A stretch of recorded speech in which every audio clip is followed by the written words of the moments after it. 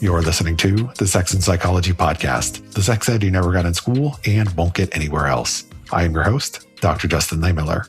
I am a social psychologist and research fellow at the Kinsey Institute and author of the book, Tell Me What You Want, The Science of Sexual Desire and How It Can Help You Improve Your Sex Life. When it comes to stories about consent, two people can watch the same exact scene in a movie or TV show and walk away with completely different interpretations of what just happened. One person might see coercion, while another might see miscommunication.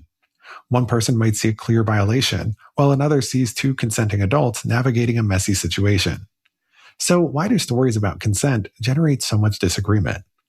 Stories about consent expose the tensions between the clear answers that we want and the messy realities of human experience. They force us to confront situations that don't fit neatly into simple categories and challenge us to think more carefully about what consent really means and what it's supposed to look like. In this episode, we're exploring what films and television shows reveal about our cultural understanding of consent, why audiences often disagree so strongly about these scenarios, as well as what legal controversies can teach us about the surprisingly inconsistent ways that we apply standards of consent across different contexts. I am joined once again by Michelle Meek, an author, filmmaker, and professor who has published several books, including Consent Culture in Teen Films, Adolescent Sexuality in U.S. Movies. Her latest book is titled The Ambiguity of Consent: Consent Puzzles in Film, Television, Public Discourse, and the Law. Michelle is a tenured associate professor of communication at Bridgewater State University in Massachusetts. This is going to be another fascinating conversation that you won't want to miss. Stick around and we're going to jump in right after the break.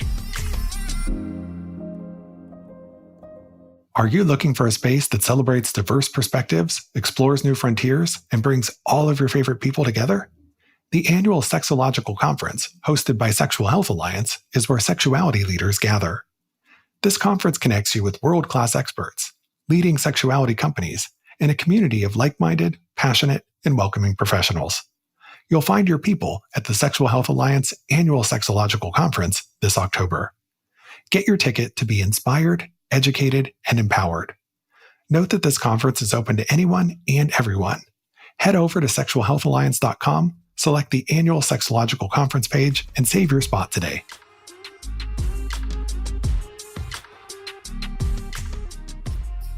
If you've ever wondered why love feels so intoxicating, why desire can be so powerful, or why heartbreak can feel almost physically painful, there's a biological reason for it. In his new book, The Intimate Animal, Dr. Justin Garcia, the executive director of the Kinsey Institute, explores the hidden evolutionary forces that shape our sex lives, relationships, and emotional bonds. Drawing on cutting-edge research in biology, anthropology, and psychology, he makes the case that we are, at our core, intimate animals, wired for connection, attachment, and desire in ways that we're only beginning to fully understand. If you're fascinated by the science of sex and relationships and want a deeper look at why we love the way that we do, be sure to check out The Intimate Animal, available wherever books are sold. Okay, Michelle, in the previous episode, we spent a lot of time talking about the ambiguity of consent and the gap that can sometimes exist between external consent and internal desire. Now, in this show, I'd like to talk about how those same issues often show up in culture, media, and the law. So one thing that fascinates me about consent stories is that people can watch the exact same scene and come away with radically different interpretations of what happened. So, for example, I recently rewatched the entire series Girls on HBO, and I couldn't help but think about the raging debates that were occurring online when that show originally aired. And one of the most talked about aspects of the show was the sexual relationship between Hannah and Adam in the early seasons. Many of the viewers found some of their encounters to be uncomfortable and even disturbing, whereas others saw them as examples of two consenting adults just navigating a very messy relationship. So what I want to ask is, why do stories like this generate so much disagreement, right? So how can two people watch the same sex scene and come away with such drastically different interpretations? I think that's fascinating. And I think it really points to the reality that so many of us experience things differently. We view things differently. We might identify with a different character in the scene. And so depending on who in the scene we've kind of identified with, we might read that scene totally differently. We might come away from that feeling like, oh, that was really a perfect example of, quote, bad sex, legally okay, but ethically much more ambiguous or not okay. Or we might just come away with, well, that was consensual because we are looking at it from a yes means yes framework simply and understand that, well, there was consent there, so I might not overthink that. I think it depends on a lot of how people think about sex, how they think about consent, but also who they're identifying with in the scene. Yeah, I think a lot of us are projecting ourselves onto certain characters in the show. And sometimes we might see a scene that reminds us of a past experience that we ourselves had that might have been non-consensual, for example. And then that might shape or affect how we might view or interpret that particular scene. And there's also the fact that different people might just be seeing different things, right? And some people, maybe if you've only watched this one episode versus you've watched the whole series, you have a very different context for the relationship between those characters. And so again, there's all kinds of reasons that people might see these very different things in a particular scene. And so I think that's a big part of the reason why we see all of these debates online about, well, was this consensual or wasn't it? And I've read a lot of pieces, especially about the show Girls, where people like to try and break down a scene and talk about it in completely unambiguous terms and say, no, this is the correct interpretation of it. And I'm like, sorry, that's bullshit, right? Because we know that, this is complex and messy and, there isn't just one right interpretation of it. I mean, that's one of the things that I love so much about media, just like literature. It's able to be interpreted by the viewer, and they're taking something out of it based on their own experiences and points of view. And that really is what creates those conversations. And I mean, certainly as a media scholar, I would never be able to assert that there's one right read of a particular scene. I mean, I always am interested in the conversation around it. And I do think, one of the things you mentioned is that how watching these scenes can really help expose for those of us watching how to make sense of some of the experiences that we've had. In our last conversation, we were talking about this complexity between yes means yes, no means no, and this strict binary we've kind of pretended exists. And when we watch scenes in the media, we remember pretty quickly that things are a lot more complicated than that in practice. Absolutely. So I know you like to use media in your work as examples of, how we can discuss and talk about issues like consent. So I wondered if maybe you could give us an example or two of a movie or television series where they've done consent particularly well. Does anything come to mind for that? It's so funny that you say that because I've spent so much time focusing on the ambiguous problem area. But I will say, I've always, and this is going way back, but I've always loved the movie Dirty Dancing and how in that movie, Baby is really claiming her sexual agency. And that scene with the two of them feels very consensual to me, especially in an era where there was so much sort of minimizing of consent and female sexual agency. I'm trying to think of scenes that are more recent, though, than that, because viewers might be like, I've never seen Dirty Dancing, but maybe you should go watch it. I actually just saw it the other day because it happened to be playing at this bar where we were having dinner. We were just sitting at the bar and it's like, oh, Dirty Dancing is on. God, I haven't seen this forever. But now you have me curious. I'm going to have to go back and watch it myself again, thinking about it through that lens of sexual consent. What about some scenes that come to mind that might be particularly ambiguous or just not good depictions of consent that could be really good conversation starters for just highlighting the ambiguous nature of sexual consent? Yeah. One of the examples that comes out in my book in one of the chapters is the movie How to Have Sex, directed by Molly Manning Walker.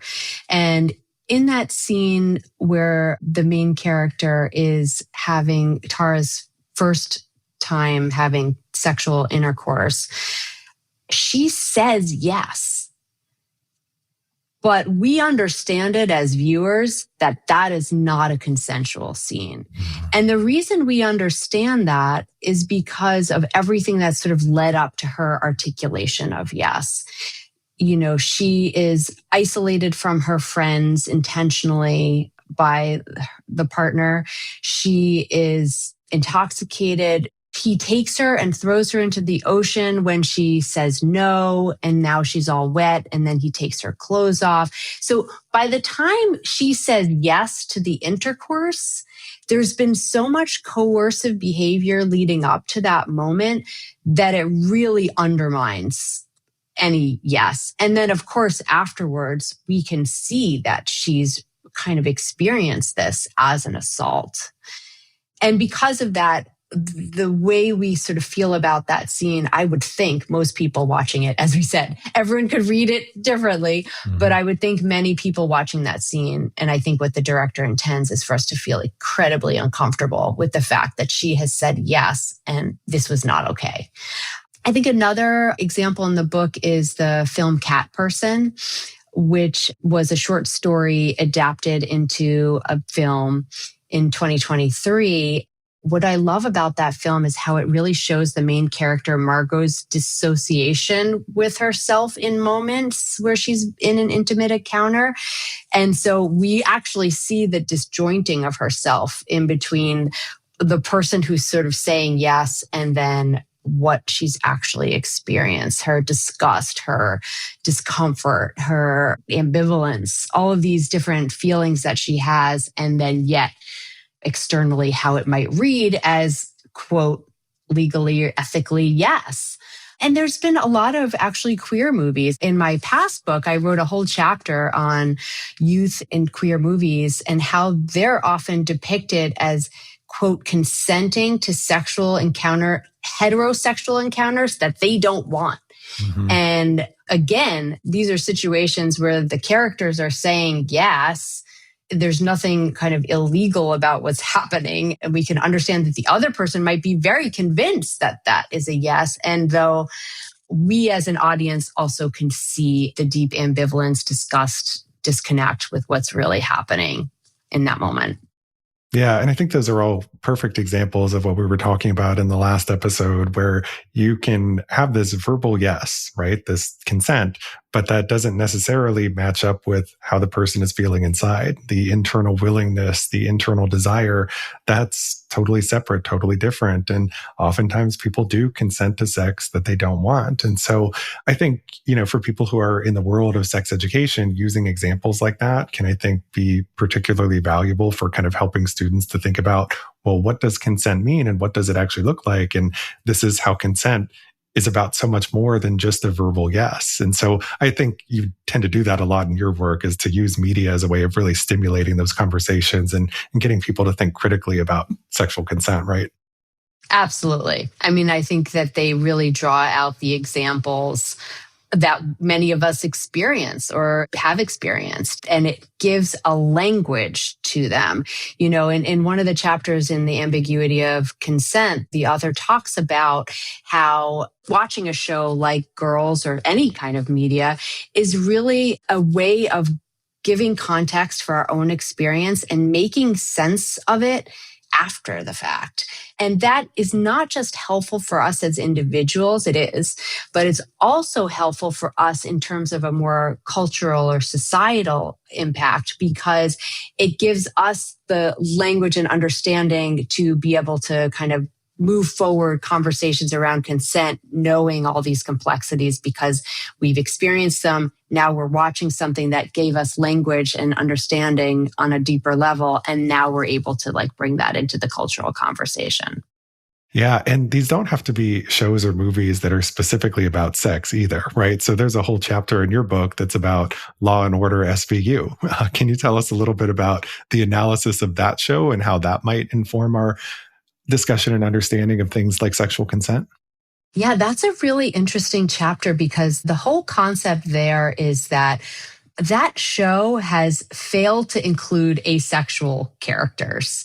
And the author is arguing that by giving visibility to asexual characters, it helps articulate the fact that sex is not always assumed to be wanted. I think there's kind of a perception that maybe not now or with this person, but that certainly sex would be wanted. And asexuality pushes against that, right? Because that's not necessarily the case. And so I think it's an interesting chapter in looking at how asexuality is really an important framework for re-envisioning how we think about consent. Yeah, so interesting. So something else that your book explores includes legal and philosophical contradictions surrounding consent. So I wondered if you could give us an example of a situation where society seems to apply different standards of consent to different people depending on the context. I think there's two great examples, and one that really gets me so angry is how trans youth are treated in this country and particularly, but not only this country. One of the chapters is about the legal case Bell versus Tavistock, which was in the UK, sorry. And the idea here is that in our cultural conversations about medical consent, there's, again, this sort of oversimplification of what informed consent really means. If you really think about it, how can anyone really ever 100% consent to any medical intervention? Like, you never know all the information. You're not even a doctor necessarily, right? This is a place where trans children have been singled out as unable to consent, even with the consent and advice of parents and doctors. And that's what's caused in the US states to intervene and outlaw basic care for trans youth. But the fact of the matter is that there's really nothing different about gender affirming care for gender diverse youth than there is any care for children, which is enormously complicated, right? Because we don't know ever if a child is going to feel differently about the care that they received later. But this is true when a child gets ADHD medications or anxiety medications or has surgery for some other reason. And so there's nothing unique actually about gender affirming care, in my view. I would say that really this is an example where the consent framework is being manipulated to make it seem that specifically gender diverse youth are unable to consent, which is just not true. They're just as able to consent as any youth, which is very complicated, as I said. Another area that gets really murky in practice is the whole concept of age of consent, because every society, culture, state, government, et cetera, has this line. Here's where it is, whether it's 13 or 18, they draw a line in the sand. What's happened over the years of this getting pushed older and older in many societies is that it's created this complication, because if you say the line in the sand is 16, what do you do with two 15-year-olds who are together, or a 15-year-old and a 17-year-old who are together? So they've had to make all these Romeo and Juliet laws, they call them, or age of exception laws, to clarify that if a 15-year-old and a 17-year-old are together, then it's okay. And they're so complicated. It's like, okay, if there's 3 years difference, then it's okay. And if it's more than 3 years, then it's not okay. Then it's statutory rape. And, as soon as we draw a line, it automatically becomes incredibly complicated. One 15-year-old is not the same as another 15-year-old. And then we have, at the same time, sex trafficking laws, which mean that even an adult could be consenting, but really manipulated in such a considerable way that we would consider that not consent. So again, we're in that situation where some of these like hard lines in the sand just make things more confusing than clear. Yeah, the age of consent laws have always been confusing to me because they're so arbitrary, right? So in the US, it varies depending upon the state. I think some people don't realize this, but in some states it's 16, in some states it's 17, and in other states it's 18. So what is legal in one state might be illegal in another. And yes, there are the close in age exceptions in many of those cases, but there are also in certain states, there's a different age of consent for heterosexual sex versus same-sex sexual contact, right? So in some states, it's 16 if you're engaged in heterosex, but 18 if it's a same-sex encounter. And it's like, how does that make any sense, right? It doesn't. Again, all of this could be coming from a well-meaning place. Like, we want to protect children from being exploited and abused. I am in favor of that as a motivation.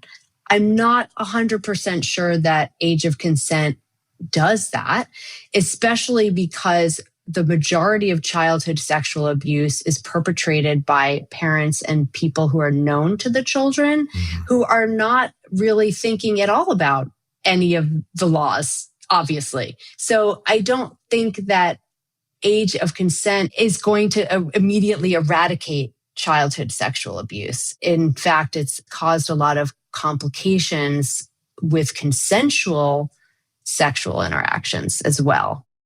Boy, there's all of these other complicated things too. I mean, there have been cases where some of these age of consent laws have actually been weaponized, right? Where a parent is upset that their teenage daughter had sex and the person they had sex with was just over, they're 18 or 19 or something, and then they have them arrested and charged with statutory rape, and then that person's life is ruined forever, even though it may have been a consensual encounter, right? You know, we're not talking about sexual assault or abuse here, but cases where sometimes these laws are weaponized in a way to punish somebody because they didn't like the actions that their kid did and didn't believe that they should have had sex. So it's a big, complicated area.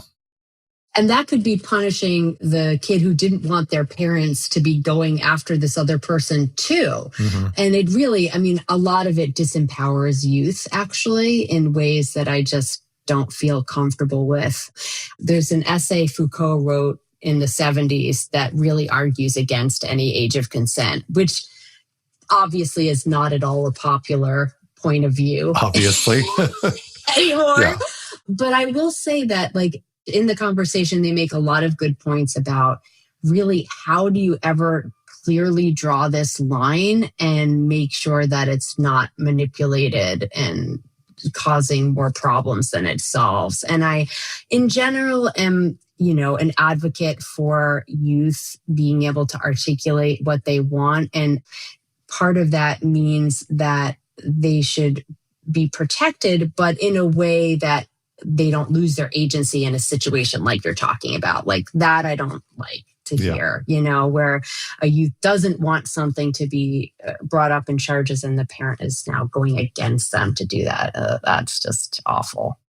Yeah. I mean, it's one of those things where we need an age of consent, but there is no concrete correct answer for this is the exact age that it should be, right? Because it's always inherently subjective. And should it be 16? Should it be 17? Should it be 18? I've heard some people argue that it should be even higher than that. And, you know, it's one of those things where you're not going to find universal agreement on what the correct answer is there.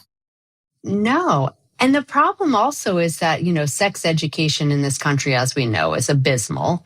And the age of consent also can work against that, because if we treat youth like they shouldn't have any knowledge up until age 16, and then they're able to consent, like at what point are they getting the knowledge before they can consent? Like, you don't wake up one day and then have all the knowledge and are able to like take action in the way that you want. We all know from our own personal experiences that sex and sexuality are something that develops incrementally over time as we're maturing and coming of age. We don't treat sex that way, but that's actually what happens. And I love frameworks like the Netherlands, where they have sex education that begins at a very young age, that they deem age appropriate based on the types of knowledge that youth should have at every age. But there's no age where they should have nothing, because they have to also be protected against sexual abuse from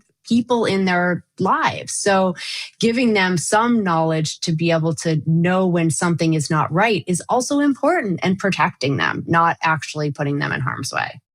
Yeah. And that's why in the Netherlands, they start sex ed in kindergarten. And I know a lot of people, they hear kindergarten and they freak out and they think, they're teaching kindergartners the ins and outs of sex, but that's not the case at all. What they're teaching them are age appropriate information and skills, right? So at a young age, they're teaching them things about, for example, personal boundaries and how do you communicate if somebody touches you. And it's not necessarily sexual touch. It's just if somebody touches you on the shoulder and you don't want them to touch you there. How do you communicate or express that you don't want that, right? And so to the extent that you can build up that ability to be assertive and to communicate your boundaries from a young age, it's going to become all the easier to do that when you become sexually active later on. Because, as you said, I think it's a great point. You don't just wake up one day and you turn this age and suddenly because it's your 16th birthday, now you know how to consent to sex. Well, technically, legally you can, but if you don't have the skill set to be able to do it, then you can't consent, right? So yeah, it all comes back to sex education. And also, bringing this back to our discussion earlier about popular media, I think this is something parents can do as their kids are growing up. Whenever they're consuming media with their children and there's any type of scene involving intimacy, and it could be something as simple as a kiss, that could be a chance to step in and, maybe have a conversation about that encounter and how do you communicate that you want to kiss somebody and how do you navigate situations like that? I 100% agree. I have often advocated for parents to actually use media as an opportunity to start having some of these conversations, because it occurred to me when I had young children and we were at a little league game of the Sandlot, and there was that scene where one of the boys pretends to drown so that the lifeguard will come and give him mouth-to-mouth resuscitation. I was absolutely horrified. My kid was like 7 at the time. And I whispered, like, we should leave, but then, and of course they didn't want to leave because they were enjoying the movie. But later I realized this is an first I was devastatingly sad about what had happened. And I realized, like, this is the message that my kids are going to be getting, that it's okay to do this. And then I realized, no, I can make the intervention here. We did watch that, but I can now sit down and explain, like, that was not right. Like, you can't do that to someone. And here's why. And I think those are great opportunities, especially for parents and children, because it's a way of like talking about sex with your kids without being like, what do you know how to do? Or what are you doing? Or you're talking about characters. It's sort of like this safe third party, and they're not even real, right? So, it's a way of kind of having these conversations in theory and not getting into the kind of more personal details that youth sometimes don't want to share with their parents. Yeah. I mean, I love that approach because, so many parents never have, quote unquote, the talk, because sitting down and saying, all right, let's talk about sex, that just puts everybody on edge, right? And it creates this situation where everybody kind of feels uncomfortable and awkward. And so to the extent that you can find these examples in media and you can do this over a period of many years, and you can say, let's talk about this movie and what about this scene? And if you can make it about that, I think it can make the conversation so much easier, so much more approachable. And if you're building on that over time, then when it comes time to actually have the talk, it's probably going to be a lot easier because you've normalized discussion about intimacy and sexuality. I think it's even more significant than that. I think it's when you show as a parent that you're willing to be open and have those kinds of conversations, and that you're going to be open and honest, that when there are questions and concerns and problems, you will be a safe person for them to come to. And honestly, as a parent, I personally think there is nothing more valuable than that, because that's really what I want as a parent, is to be the person that my kids feel like they could come to and express what's actually going on that they're worried about or that they're wanting to understand or parse or whatever. And that, I think, is a great opportunity. And kind of like what we were talking about with sex education, it's not like one day they turn 13 or 16 or whatever, and you sit them down. Like, that is not going to work, friends. No. But like, if you are talking about it over time, then you don't ever actually need to sit down and have a talk, because you've had all these conversations along the way. And maybe then when you do bring something up like, hey, I want to make sure that you're using birth control. Do you need help with that? Or however you feel as a parent is appropriate to intervene, then you're kind of able to do that and it doesn't feel like, whoa, what are we doing here? Like, that's not the kinds of conversations we have. And so again, normalizing these conversations makes it so that everyone can feel just more comfortable being open and honest and safe, honestly. Yeah. And the ultimate goal is to be what my colleague Debbie Herbenek calls an askable parent, somebody that your kids feel comfortable approaching with their questions. And Debbie actually has a great book on how to talk to your kids about sex. It's called Yes, Your Kid. We did an episode of the podcast a little while back. For anybody who's curious and wants to learn more about that topic, there's much to be said there. And Debbie has a lot of great tips and advice. But thank you so much for this amazing conversation, Michelle. It was a pleasure to have you here. Can you please tell my listeners where they can go to learn more about you and your work and get a copy of your new book? Absolutely. You can reach me on my website, which is michellemeek.com. Michelle is with one L. You can contact me there, find access to all of my books and films and other work on my website. And your latest book is called The Ambiguity of Consent. And I'll be sure to include links to everything in the show notes. Thank you again so much for your time. I really appreciate having you here. Thank you so much for having me on again. Thank you for listening. To keep up with new episodes of this podcast, visit my website, Sex and Psychology, at sexandpsychology.com, or subscribe on your favorite platform, where I hope you'll take a moment to rate and review the show. If you listen on Apple Podcasts, please consider becoming a Sex and Psychology Premium subscriber to enjoy ad-free listening for just $3.99 a month. You can also follow me on social media for daily sex research updates. I'm on Blue Sky and X at Justin Lehmiller and Instagram at Justin J. Lehmiller. Also, be sure to check out my book, Tell Me What You Want. Thanks again for listening. Until next time.